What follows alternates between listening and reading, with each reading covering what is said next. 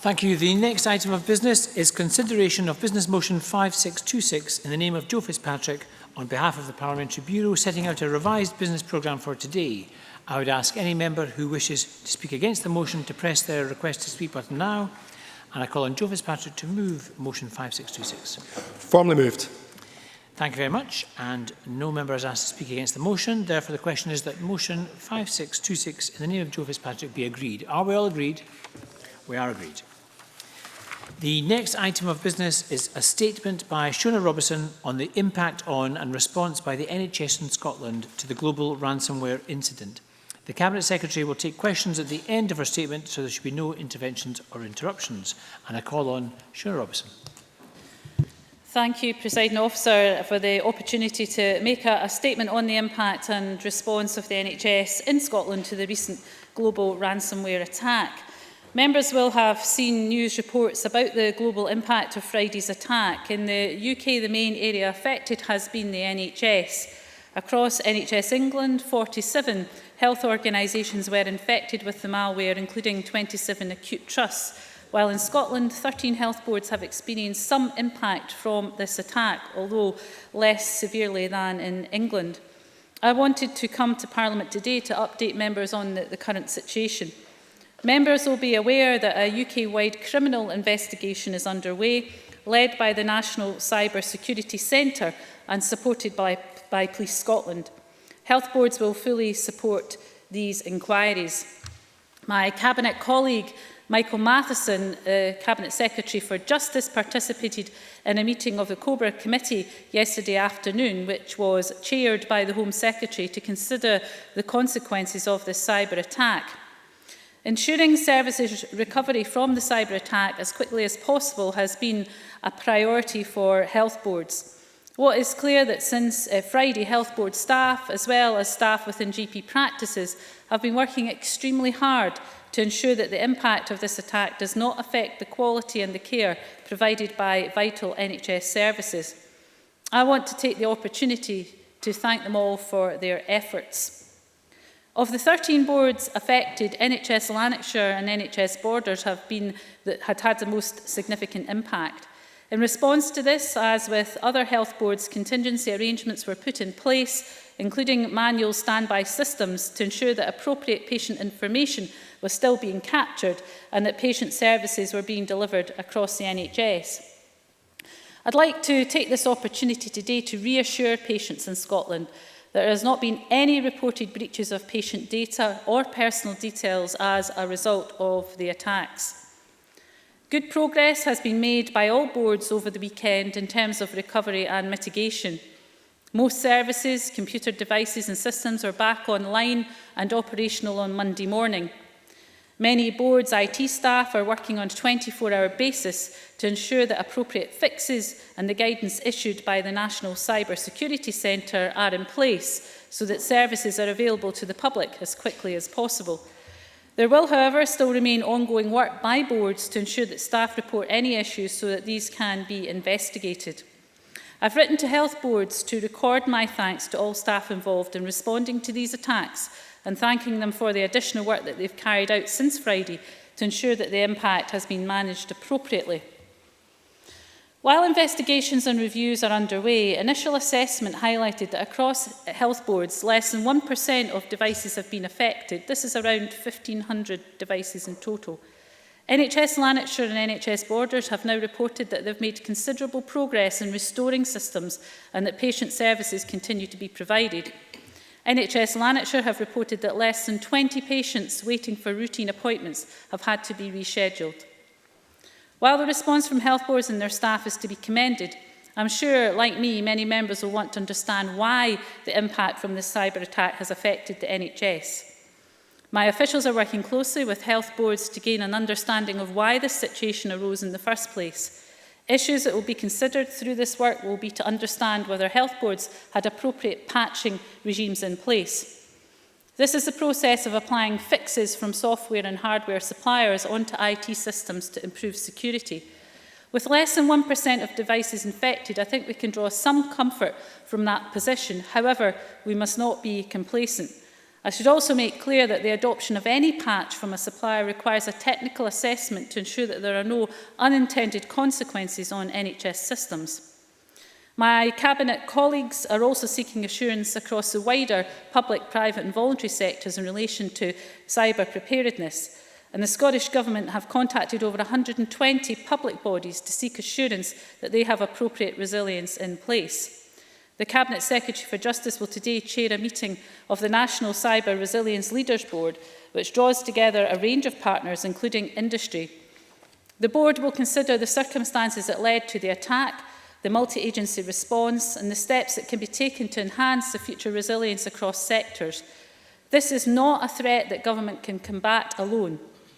This is about all of us across all sectors working, sharing and learning together to reduce the impacts that these criminal attacks have on our organisations and the public. There continues to be substantial investment in IT across NHS Scotland. The Scottish Government provides funding of around £100 million per annum to health boards for IT investment and for maintaining cyber security resilience. Health boards spend at least the same amount per annum. However, we know that in 2016-17, the total spend was around £257 million. Although the attack was unprecedented in its scope, with hundreds of organisations affected across the globe, it was not an isolated incident. In fact, NHS Scotland, along with other organisations, face similar attacks every day, most of which are thwarted by the controls and protections that are in place. All health boards have IT security frameworks and policies in place. The IT environment across health boards is complex, with a mixture of legacy and new systems and technology. There is a continuing work programme in place to ensure all systems are updated as soon as possible as developments in technology move on. I can assure Parliament that the NHS in Scotland remains at the forefront of using digital technology to support the quality of patient services that we provide. There will be a number of lessons arising from these ransomware attacks that we must learn from. Reviews are already underway to capture what can be improved to ensure that we reduce the chances of a similar attack happening in the future. The Scottish Government will also be arranging a lessons learned exercise to help health boards and other agencies to mitigate the risks from further ransomware and other cyber attacks. However, due to these criminal activities, the NHS and all other parts of the public sector need to be vigilant and keep their systems up to date and fully protected at all times. This is a lesson that all parts of society can learn from. In conclusion, I want to reiterate that while the impact of these attacks has affected NHS boards, there has been no reported breaches of patient data or loss of personal details or any reported impact on patient safety. In addition, I commend the response of health board staff who have worked tirelessly to ensure the impact has been kept to a minimum. However, we cannot be complacent and we must ensure that the lessons identified are adopted by all health boards going forward so that we can minimise as far as we can the impact such attacks have on systems we use to deliver not just health but our public services in Scotland. Thank you.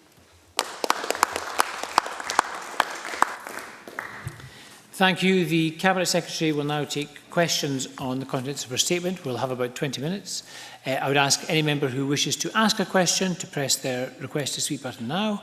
And I call on Donald Cameron. Thank you, Presiding Officer. Can I refer to my register of interest and the fact that I'm on the board of 2 companies which invest in health technology? I'd like to thank the Cabinet Secretary for advanced view of her statement. This incident is unjustifiable and indiscriminate. And I too would like to begin by thanking the IT staff across Scotland who have worked tirelessly to get the NHS back online and the medical staff who have continued to provide care in the face of adversity. And I would add my thanks to the words of the Cabinet Secretary. And I welcome too that there has been no breach of patient data reported. We must also bear in mind that this is not just about infrastructure, but patients in our hospitals and health centres have been affected. Operations were cancelled and people were not able to get to their scheduled appointments.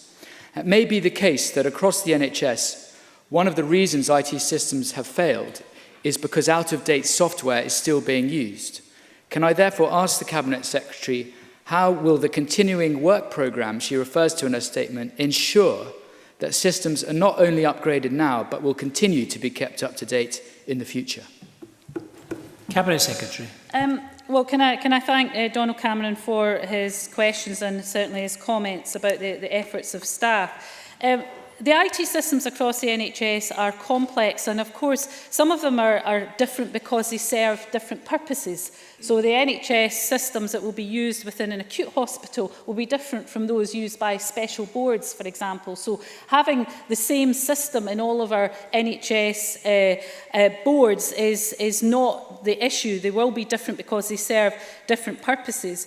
At the moment, we understand that mainly Windows 2007 and Windows 2003 devices were affected, and only a small number of Windows XP devices were affected. I know Windows XP has been an issue that has been raised within the media.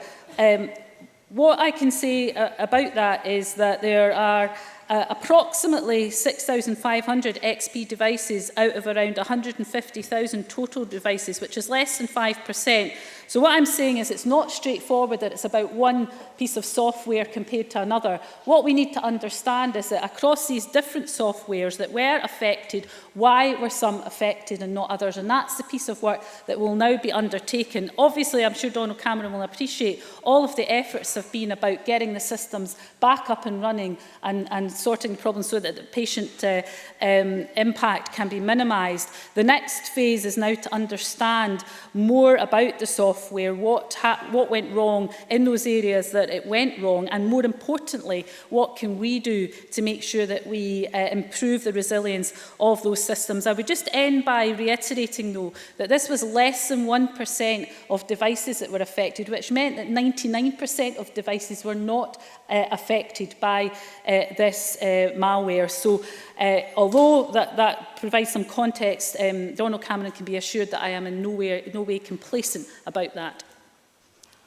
Anna Sawar to be followed by Stuart Stevenson. Anna Sawar. Can I thank the Cabinet Secretary for prior sight of the statement, and also join the Cabinet Secretary in thanking all those IT and NHS staff who have worked round the clock to get the situation under control. In December, following Freedom of Information requests that showed that almost every health board in Scotland had been targeted by a ransomware attack, Scottish Labour called for a review into cyber security. In February that just passed, we exposed a security breach that involved NHS staff whose details were leaked, and again we repeated that call for a review on cyber security. And it follows 7 years of questions from my colleague Richard Simpson, who is no longer in this Parliament. Can I then ask the Cabinet Secretary if we now will have a review into cyber security right across the NHS? Secondly, given that we've had a history of ransomware attacks, can she confirm if we have ever had to pay out any ransoms to any ransomware attacks? And thirdly, if she can give an indication on pressures that exist on NHS boards in terms of savings they have to make, that won't be impacted on the budgets the NHS boards have for cyber security. I'm sure what all of us want right across this chamber is for our NHS staff to be focused on patient care rather than having to worry about this hacking scandal, which I'm sure all of us find unjustifiable and abhorrent. Cabinet Secretary. Can I thank Anna Sawar for his questions? What I can say to him that back in February of this year, the Chief Operating Officer of the NHS wrote to boards reminding them of the need to make sure that they had the best resilience in place and were following the best advice to make sure that their systems were as good as they could be. I would also reiterate what I said to Donald Cameron, and that is that there are regular attacks on our NHS systems, and the fact that to date those have been very limited in their impact up until the situation on Friday, I think says something about the strength of that resilience. And indeed, even though there has been an impact from the attack on Friday, it was on less than 1% of the devices. I mean, we have over 150,000 devices across the NHS, and this affected less than 1,500 of them. However, Anna Sawar is quite right to say about lessons being learned, and of course, in terms of the review of what has happened and what needs to happen in the light of this attack, of course, any recommendations flowing out of that that will be taken forward. In terms of payouts, no, there have been no payouts. It's not the policy of the NHS to pay out against these attacks. I think that would send out completely the wrong message. And finally, on budgets, as I said in my statement, the NHS puts a lot of resources into IT, of which, of course, cybersecurity is a key element. The Scottish Government invests around £100 million each year. That is matched by Health Board funding. As I said, in 16-17, that was over £250 million, and this year is set to be at least £200 million. In fact, over the last 2 years, the investment in IT has actually gone up. So hopefully that will provide some reassurance to Anas Sarwar on the issues that he raised. Stuart Stevenson to be followed by Miles Briggs. Stuart Stevenson. Given that the opportunity for the cyber attack lay in a vulnerability in obsolete software and, critically, the publicising of that vulnerability, can the Cabinet Secretary consider whether it might be appropriate to have a database that gives us knowledge of the use of obsolete software in public services and therefore enables us to target news of potential vulnerabilities of which become aware to the appropriate people before attacks may happen in future? Cabinet Secretary. Oh, I think Stuart Stevenson makes an important point, although in response to Donald Cameron, I did make the point that this wasn't about one software. This appears to have affected a number of different softwares and particularly has impacted on GP practices rather than on the acute hospital, with NHS Lanarkshire being the exception to that. So we need to understand, I think, a bit more around what lies underneath those areas that were more vulnerable, because there appears to be a different pattern in different places. So we need to understand all of that more readily before we then decide what action we are taking. But what I can assure Stuart Stevenson is that the experts that are meeting today in the Leaders Board, which has been chaired by my colleague Michael Matheson, has the expertise there, along with the other expertise that we will draw from, to make sure that the recommendations that we take forward into how we can make our systems more resilient will be based on the best available advice that we can find. Miles Briggs to be followed by Jenny Gilruth. Thank you, Presiding Officer. I'd like to echo my colleagues' thanks to all IT and NHS staff who've worked so hard over the weekend to restore key IT systems and deliver care to patients. Is the Cabinet Secretary confident that sufficient resilience planning is actually in place to cope with larger scale incidents should they ever occur? And when did the Scottish Government last undertake an audit of these IT systems? Cabinet Secretary.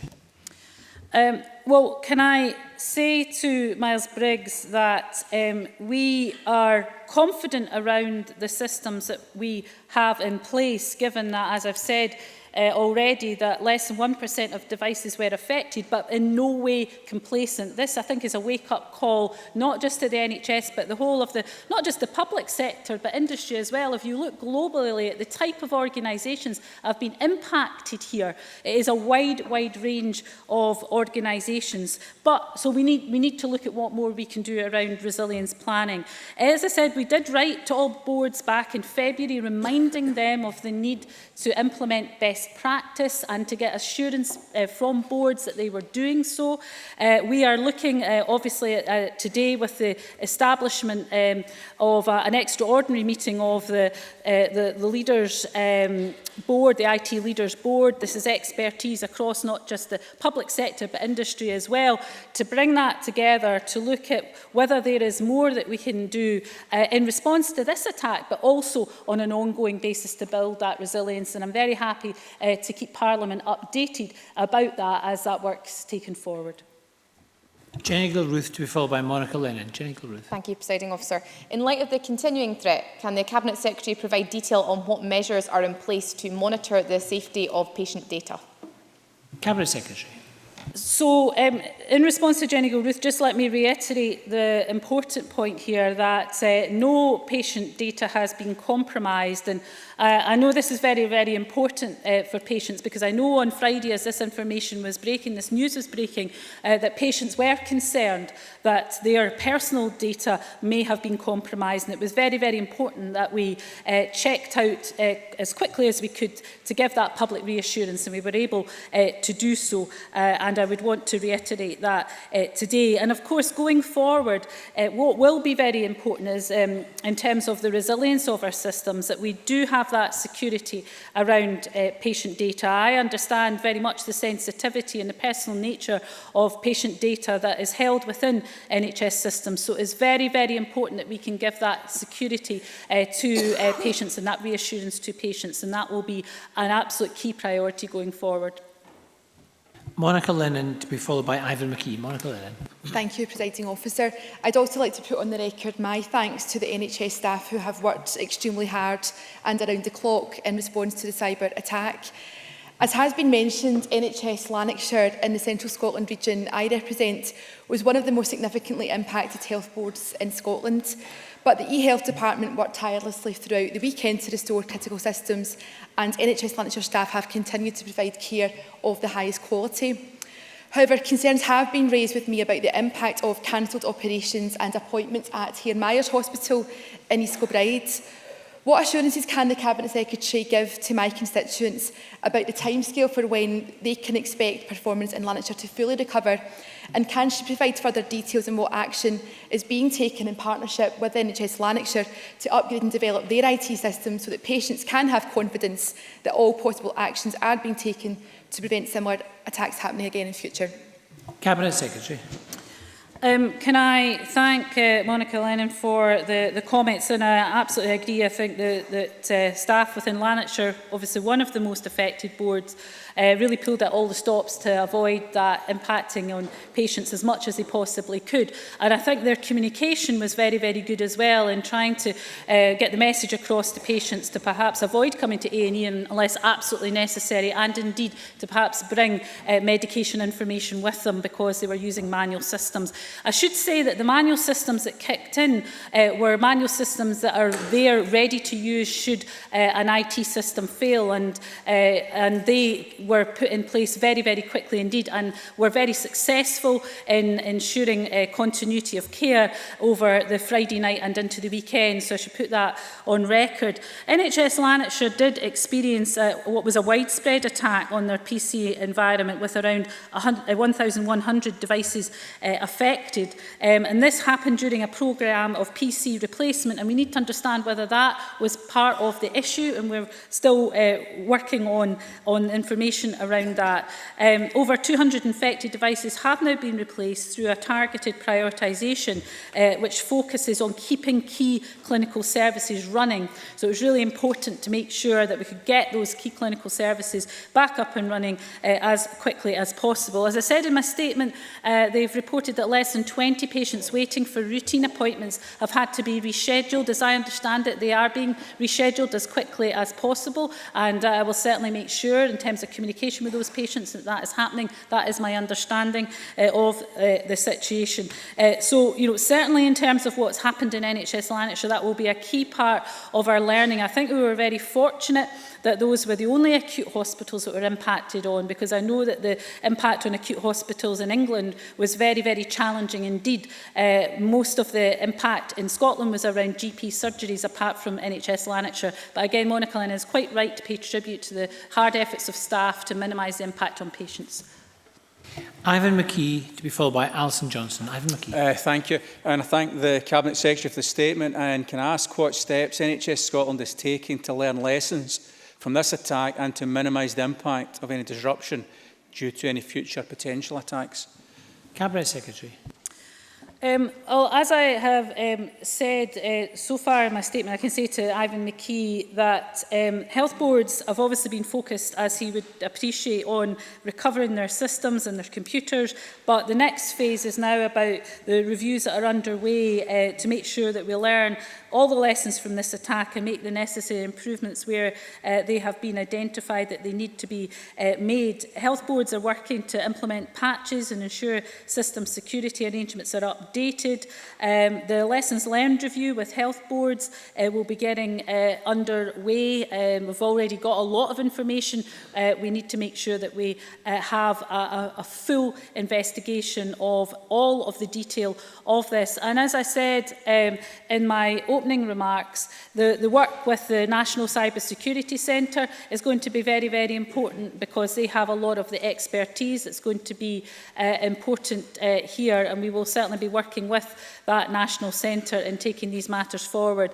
And then finally, the National Cyber Resilience Leaders Board, which I mentioned earlier, the Cabinet Secretary for Justice is chairing, is drawing together a range of partners across the public and private sectors, and that will look at how we enhance the future resilience across all sectors, not just the NHS. Again, happy to keep Parliament informed of that work. Alison Johnson to be followed by Alex Cole-Hamilton. Alison Johnson. Thank you. Clinicians and healthcare providers often have limited time to work with patients, and any protocols which make patient data more secure shouldn't impact frontline staff who need to be able to do their job without recalling and updating strings of long passwords, for example. So can the Cabinet Secretary give us assurances that any improvements made to the security of NHS IT systems won't have a negative impact on the workload of healthcare professionals, and what further engagement will be laid with patient groups and organisations who have concerns about the safety and privacy of that patient data? Thank you. Cabinet Secretary. Well, just to reiterate again to Alison Johnson that there has been no breach of any patient data in this attack, and it's really important that patients are reassured and the public is reassured on that matter.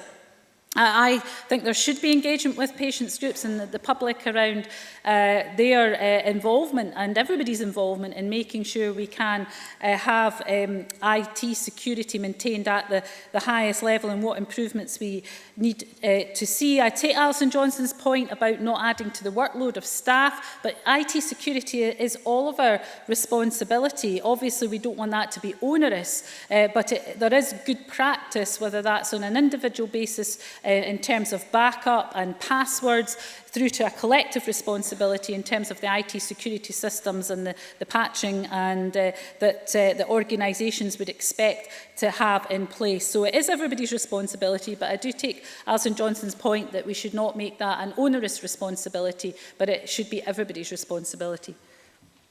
Alex Cole-Hamilton to be followed by Claire Hockey. Alex Cole-Hamilton. Thank you, Presiding Officer, and I thank the Cabinet Secretary for advance sight of her statement. I too would like to echo the praise of fellow members in praising the staff. Many of you have come in on their days off to make good on this audacious and cowardly attack. Cabinet Secretary noted that NHS Scotland faces similar attacks to this on an almost daily basis and explored some of this in her response to Anna Sarwar. Can she give Parliament details as to how many such attacks have taken place and whether each or any of these are subject to criminal investigation and how successful these criminal investigations have proven in bringing perpetrators to justice? Cabinet Secretary. Well, I can tell Alex Cole-Hamilton that, yes, there are regular attacks, not just on the NHS, but public services and other organisations. Some of those are of a more serious nature than others, and obviously what we saw on Friday was a very, very serious nature, global attack across so many different countries and so many different organisations.